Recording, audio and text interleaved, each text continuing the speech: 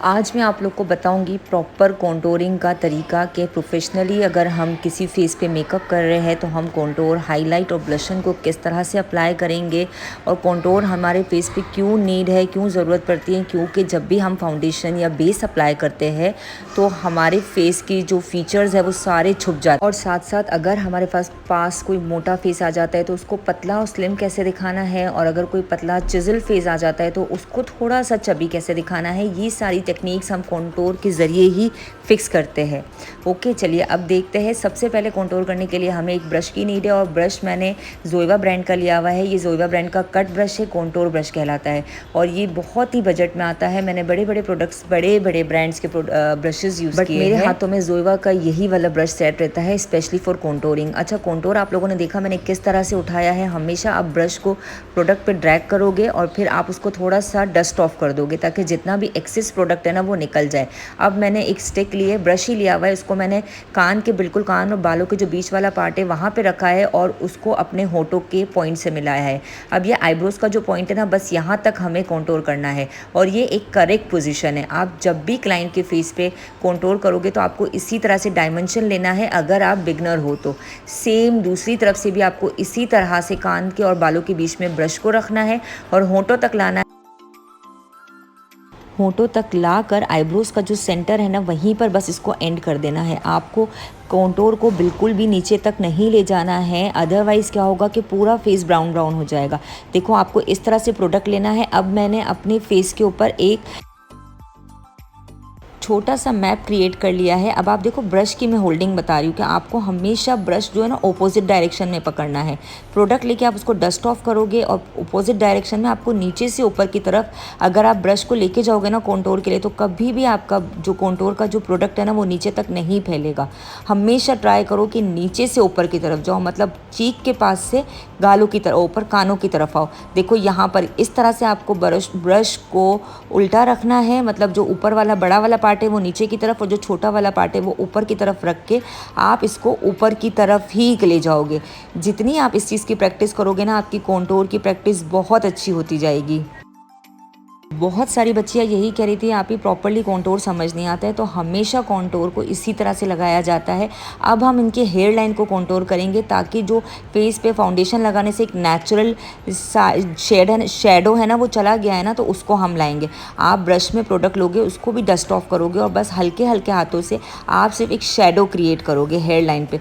क्योंकि मेरी क्लाइंट का फॉरहेड बहुत बड़ा नहीं था इसलिए मैंने बहुत डार्क नहीं किया है। अच्छा, मैंने ये वाला कलर इसलिए सेलेक्ट किया है क्योंकि इनका जो फेस कॉम्प्लेक्शन है वो फेयर की तरफ है। जितना कॉम्प्लेक्शन फेयर होता है हम शेड उतना लाइट उठाते हैं।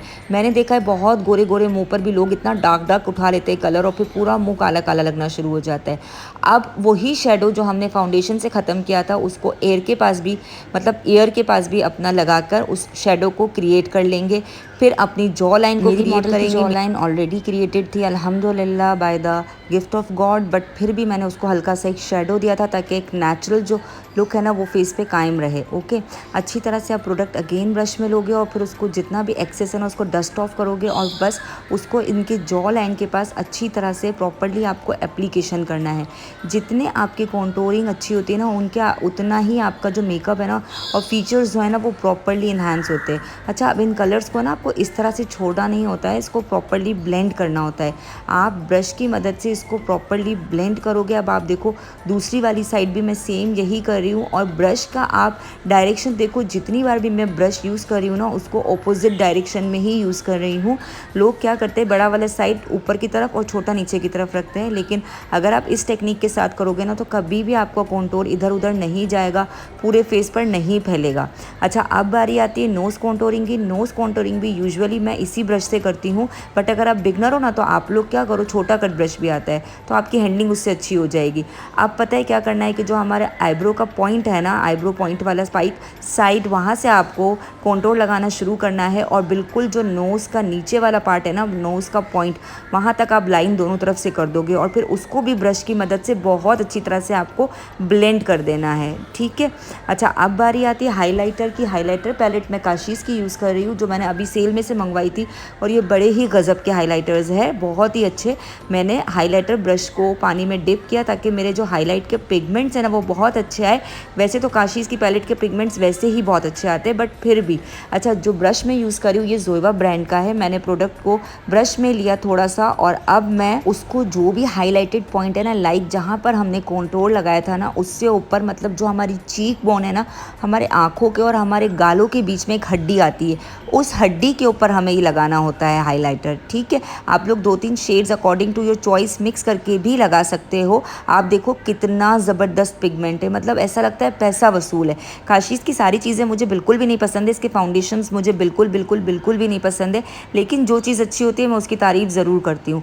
बहुत ही ज़बरदस्त ये हाइलाइटर्स थे, मतलब bomb.com, बहुत ही अच्छा लुक था। अच्छा, प्रॉपरली आप उसको चीक्स पर लगा दोगे और इसके बाद आप इस हाइलाइटर को nose, bridge of the nose, मतलब नोज़ का जो सेंटर वाला पार्ट है ना, जो खाली है, वहाँ पर लगाओगे।